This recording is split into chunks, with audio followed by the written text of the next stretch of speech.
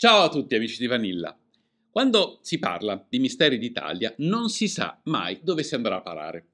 La nostra nazione è nata sotto l'ombra di diversi misteri e la sua storia si è svolta accumulando sempre nuovi misteri. Non di rado purtroppo questi misteri hanno finito per coinvolgere persone assolutamente comuni e del tutto ignare del gioco in cui erano cadute.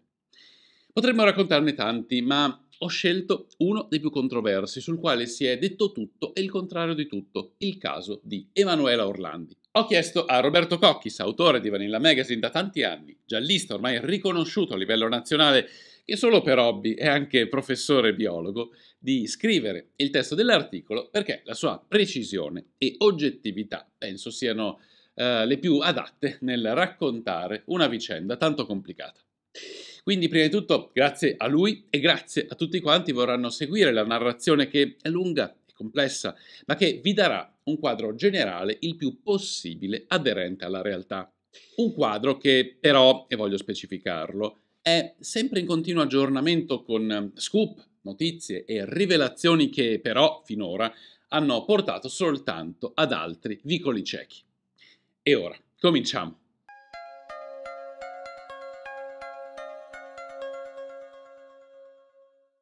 Mercoledì 22 giugno 1983. A Roma è appena cominciata l'estate, ma sembra una giornata più primaverile che estiva. Ieri il solstizio si è presentato con un temporale. All'alba la periferia si è svegliata avvolta in un velo di nebbia, l'aria è un po' ventilata, a mezzogiorno la temperatura non supera i 24 gradi.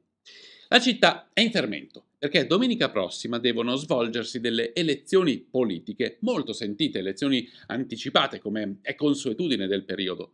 Nei suoi 4 anni di esistenza, l'ottava legislatura del Parlamento italiano, eletta nel giugno del 1979, ha visto succedersi uno dopo l'altro ben 6 governi, durante i quali si è passati per diverse formazioni politiche, fino a dare vita al pentapartito che in seguito deterrà saldamente il potere fino allo scandalo di Tangentopoli.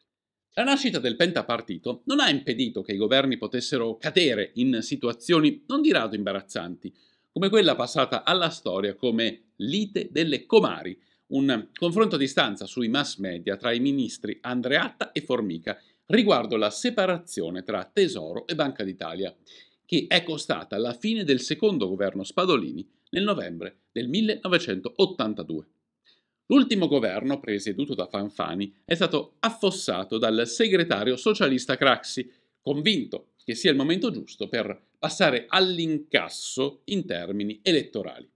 I fatti gli daranno ragione, ma solo fino a un certo punto.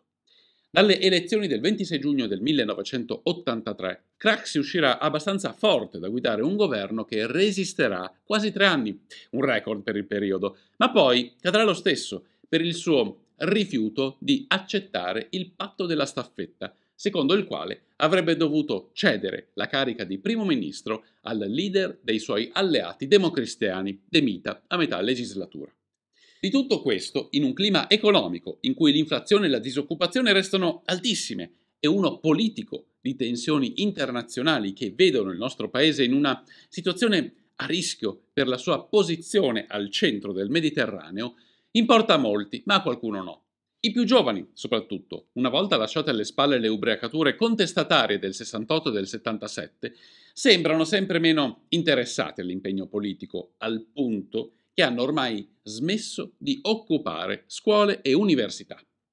Sicuramente, a pensare ad altro, è anche una ragazzina di 15 anni e mezzo, una ragazzina dall'aspetto talmente comune che potrebbe confondersi nella folla dovunque vada e che, nell'ultima immagine che ha lasciato di sé a chi la conosceva, sembra uscita da una canzone del suo cantautore preferito, Claudio Baglioni, intitolata Lampada Osram.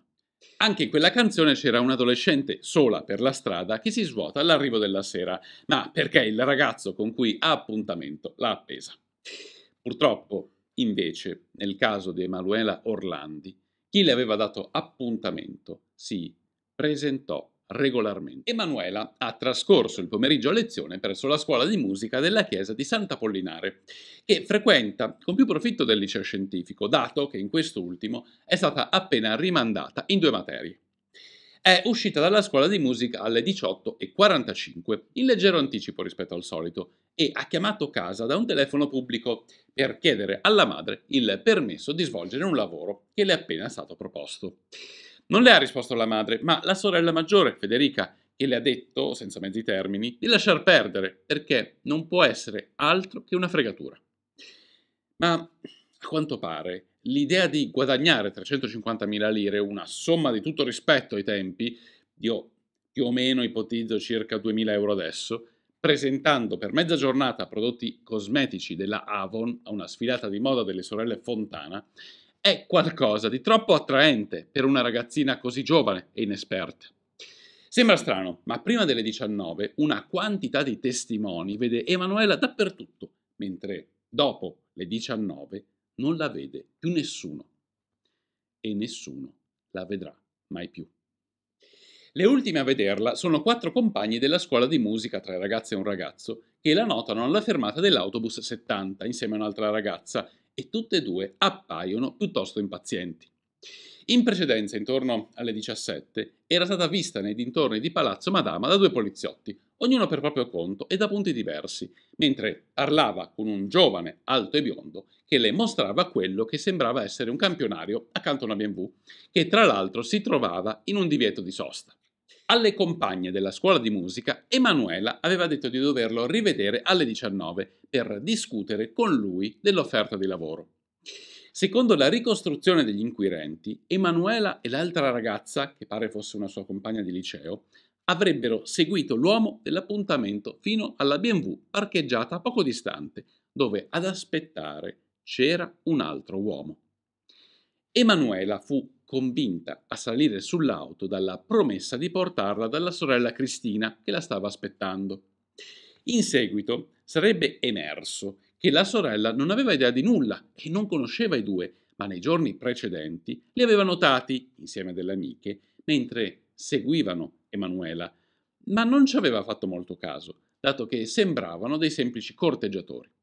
Sarebbe poi emerso che anche un'altra compagna di scuola di Emanuela, Fabiana Valsecchi, era stata avvicinata dai due negli stessi giorni e con la stessa scusa del lavoro, ma lei aveva rifiutato. La sera Emanuela non torna a casa. Dopo una notte trascorsa in un frenetico giro di contatti diretti e telefonate tra tutti gli amici e i conoscenti della ragazza, i familiari di Emanuela si precipitano alla polizia a denunciarne la scomparsa. Quando è evidente che si tratta di un rapimento, gli inquirenti restano sorpresi. In quel periodo i sequestri di persona sono frequenti, ma non casuali, e nulla autorizza a pensare che Emanuela possa essere un soggetto a rischio, data la sua appartenenza a una famiglia numerosa, 5 figli, e tutt'altro che facoltosa. In realtà, però, un elemento di rischio c'è. Emanuela è cittadina vaticana e suo padre Ercole è un dipendente del Vaticano. In Vaticano deve esserci qualcosa di importante che bolle in pentola. Il 13 maggio del 1981 un giovane turco, Mehmet Ali Agca, ha sparato al Papa Giovanni Paolo II durante un incontro pubblico con i fedeli, ferendolo abbastanza seriamente. Processato per direttissima, dopo 2 mesi è stato condannato all'ergastolo e non ha nemmeno presentato appello. Nel 1983 è detenuto a Rebibbia e sembra che stia cominciando a cantare su chi gli ha armato la mano. Si parla di una pista che condurrebbe ai servizi segreti bulgari e da questi direttamente al KGB, KGB, che come già ipotizzato dai servizi segreti francesi. In questo stesso periodo sono cominciati degli avvistamenti di personaggi dall'aria troppo anonima per passare inosservati, che sembrano tenere a loro volta d'occhio i familiari di alcuni dipendenti vaticani. La cosa è talmente preoccupante che 2 importanti funzionari, Angelo Gugel e Camillo Cibin, hanno cambiato scuola alle proprie figlie, mettendole sotto sorveglianza, sempre dopo avvertimenti da parte dei servizi segreti francesi, che a quanto pare sanno più di quanto vogliono fare credere. Ma nessuno si è disturbato ad avvertire Ercole Orlandi e gli altri suoi colleghi della situazione. Il problema, però, è che a quanto pare il Vaticano pullula di spie al soldo di servizi segreti dell'Est. Sono talmente tante che si annidano dappertutto. Sembra che perfino il futuro capo delle guardie svizzere, Alois Hestermann, destinato ad essere vittima di un triplice omicidio-suicidio insieme alla moglie e a un sottoposto nel 1998, sia stato un agente della Stasi, la polizia segreta della Germania Est. Lo stesso Ercole Orlandi consegnerà agli inquirenti un elenco di persone a suo dire sospette, comprendente molte guardie svizzere. Ci sono altri elementi che rendono la situazione ancora più confusa e incomprensibile. Il primo tra questi è che il 7 maggio del 1983 è scomparsa un'altra ragazza romana, coetanea di Emanuela, Mirella Gregori, e che questa scomparsa è avvenuta secondo le stesse modalità di quella di Emanuela, dopo che è uscita di casa per incontrare un uomo che le aveva proposto di lavorare come presentatrice Avon. È il caso di aggiungere che, come fu espressamente ribadito dall'azienda stessa durante le indagini, la Avon non ha mai impiegato personale maschile a nessun livello. Però Mirella Gregori è una cittadina italiana e non vaticana. La madre riconoscerà in uno degli uomini della scorta del Papa la persona che vide intrattenersi con la figlia prima che questa sparisse. Va aggiunto che questo riconoscimento non è mai stato assolutamente certo e che le indagini al riguardo non sono approdate a nulla. Come purtroppo è triste consuetudine, non appena la notizia della sparizione di Emanuela diventa di dominio pubblico, la famiglia viene subissata dalle telefonate di mitomani e sciacalli. Tra queste, però, ce ne sono alcune che si rivelano degne di nota. Il 25 giugno chiama un tale Pierluigi e racconta di aver incontrato a Campo dei Fiori due ragazze, delle quali una, che suonava il flauto e aveva con sé dei prodotti Avon, corrisponde alla descrizione di Emanuela. Pierluigi chiama gli Orlandi altre 2 volte, fornendo ulteriori dettagli sulla ragazza, tutti riconducibili a Emanuela, ma rifiuta di incontrarli. La versione di Pierluigi sarebbe confermata dalla chiamata, il 26 giugno, di un certo Mario, che però parla come se venisse imboccato da qualcun altro. Pierluigi e Mario sostengono che la ragazza si fa chiamare adesso Barbara. I familiari di Emanuela, attraverso delle amicizie, interessano al caso un agente del SISDE, Giulio Gangi. Questo riesce a rintracciare l'auto dell'uomo che è stato visto parlare con Emanuela dai 2 poliziotti vicino a Palazzo Madama e scopre che uno dei suoi cristalli è stato sostituito dopo essere stato rotto in seguito a un colpo inferto dall'interno. A portarla a riparare è stata una donna bionda. Gangi rintraccia anche lei, che però si rifiuta di collaborare.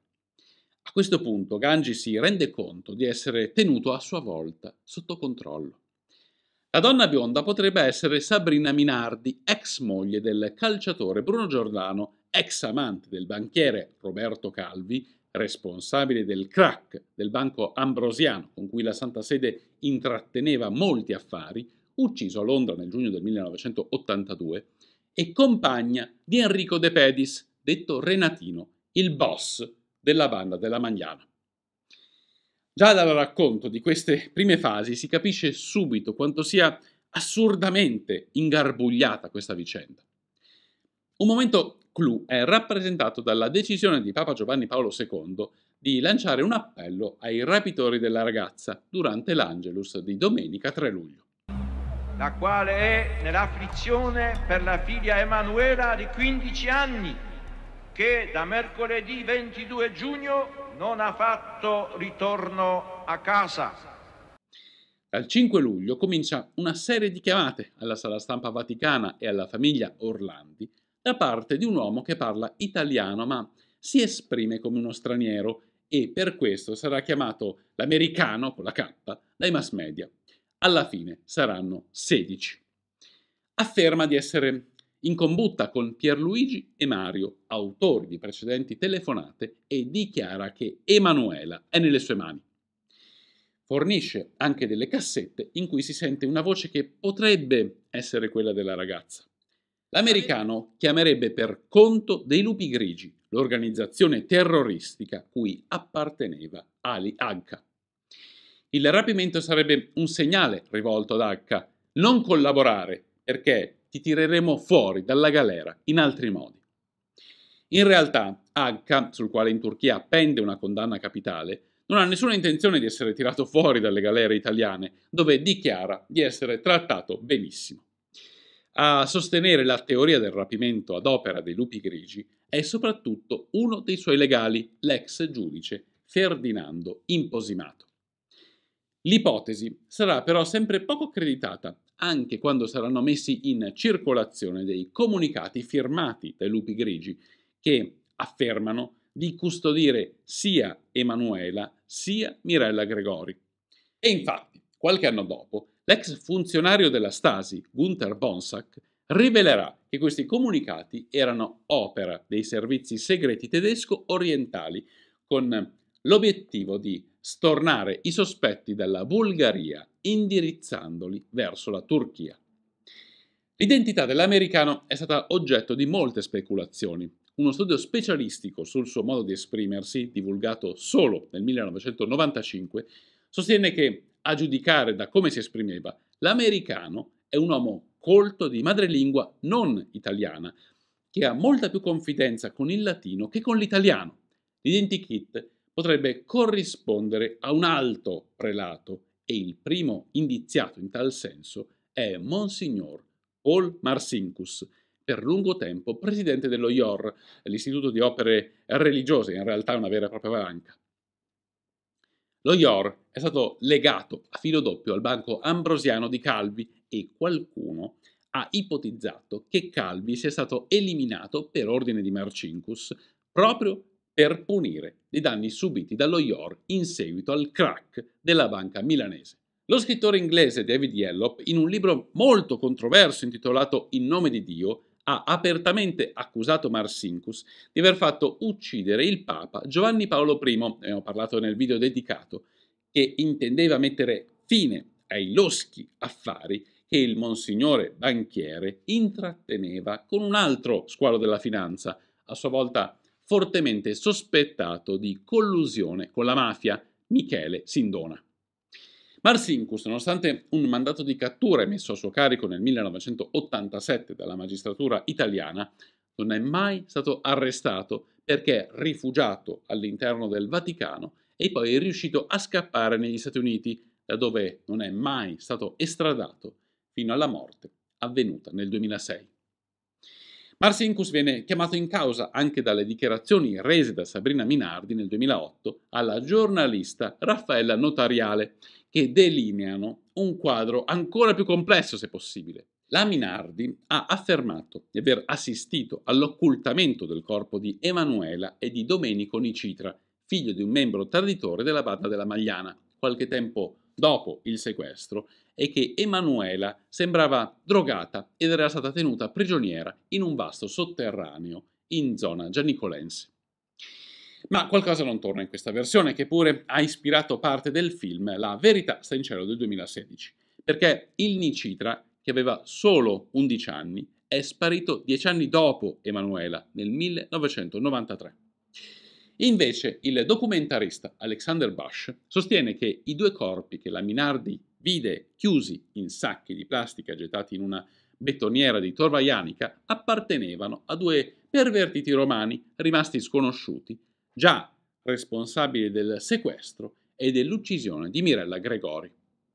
I due sarebbero stati scoperti e uccisi dopo l'appello del Papa dagli uomini della banda della Magliana, che avrebbero prelevato Emanuela, ancora viva, per consegnarla a Marcinkus. Quest'ultimo si sarebbe occupato di lei almeno fino al 1997. Secondo questa teoria, Emanuela potrebbe essere ancora viva, ma chiusa in un ospedale psichiatrico, probabilmente all'estero.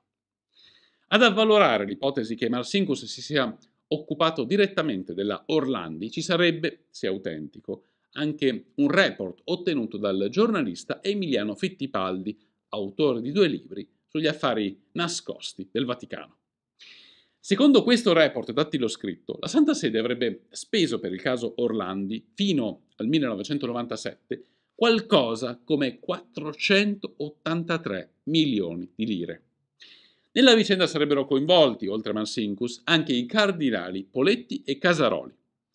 Nonostante l'interessamento della famiglia Orlandi, i prelati che avrebbero potuto ordinare una verifica al riguardo, Monsignor Becciu e il cardinale Re, si sono rifiutati di collaborare, affermando che non ci fosse nulla da verificare. La teoria dei due pervertiti, che corrisponderebbero all'uomo con il campionario della Avon e al suo compagno la sera che Emanuela scomparve, ma anche a Pierluigi e Mario delle telefonate, è presentata in un'altra forma dall'ex magistrato e scrittore Otello Lupacchini, che ha esposto la sua versione in un libro intitolato 12 donne, un solo assassino, scritto a quattro mani con il giornalista Max Parisi. Secondo Lupacchini, Emanuela, come Mirella Gregori, fu sequestrata per ragioni di libidine ed eliminata poco dopo. Tutto quello che avvenne successivamente fu solo una serie di speculazioni da parte di agenti segreti stranieri e di esponenti di bande criminali, allettati dal fatto che il Papa ne avesse parlato all'Angelus, rivelando in tal modo che per il Vaticano Emanuela poteva essere importante. Lupacchini e Parisi, dal confronto tra i casi, ipotizzano che i rapitori e assassini di Emanuela e Mirella abbiano fatto almeno un'altra decina di vittime nella zona di Roma, inclusa Simonetta Cesaroni, protagonista, suo malgrado, di un caso irrisolto dalla grande risonanza mediatica. Un ex membro della banda della Magliana, Antonio Mancini, ha dichiarato che la banda rapì direttamente Emanuela per fare pressione sul Vaticano e quindi su Marcinkus. Infatti, una somma pari a oltre 20 miliardi di lire, composta da proventi delle attività criminali per essere riciclata, era stata investita in attività dello IOR, che a sua volta aveva investita in attività del Banco Ambrosiano. Il crack di quest'ultimo avrebbe enormemente danneggiato De Pedis e i suoi compari, decisi a farsi restituire fino all'ultima lira con ogni mezzo. Da questa testimonianza era sorta l'ipotesi che i resti delle due ragazze fossero stati seppelliti nella Basilica di Sant'Apollinare, nello stesso sepolcro in cui era stata deposta l'urna di De Pedis dopo che il 2 febbraio era stato ucciso da alcuni suoi ex complici. Ma, aperto il sepolcro, sono state trovate al suo interno soltanto ossa molto più antiche. Padre Gabriele Amort, più noto come esorcista, nel 2012 dichiarò che secondo lui Emanuela era stata reclutata per partecipare a un festino a base di sesso e droga, come molte altre ragazze, a beneficio di alti prelati, importanti funzionari vaticani e diplomatici, e sarebbe morta accidentalmente per overdose di qualche stupefacente. Ancora adesso arrivano segnalazioni per le quali Emanuela sarebbe sepolta in questa o in quell'altra tomba. Nel 2019 ne sono state scavate 2 al cimitero teutonico, quelle della principessa Sofia di Olenole, Waldenburg, Barstein e della principessa Carlotta Federica di Meclemburgo-Schwerin, ma senza risultato, ammesso che fossero quelle giuste, e sono state annunciate ulteriori rivelazioni o riaperture di indagini. Tuttavia, dopo quasi 40 anni dalla sparizione di Emanuela Orlandi, il mistero rimane intatto e la sola certezza è che molti sanno o hanno saputo, ma nessuno ha parlato. E il destino di quella quindicenne sparita a Roma nel 1983 è completamente sconosciuto. Ringrazio tutti quanti mi hanno seguito fino a qui, il caso è intricatissimo, spero di essere riuscito a mettere tanta carne al fuoco. Fatemi sapere cosa ne pensate nei commenti, fatemi sapere quale di queste ipotesi vi sembra più credibile e soprattutto, visto che in continuazione escono notizie nuove, scrivete quello che pensate anche rispetto a quello che viene detto di nuovo sul caso di Emanuela Orlandi. Noi ci vediamo al prossimo video.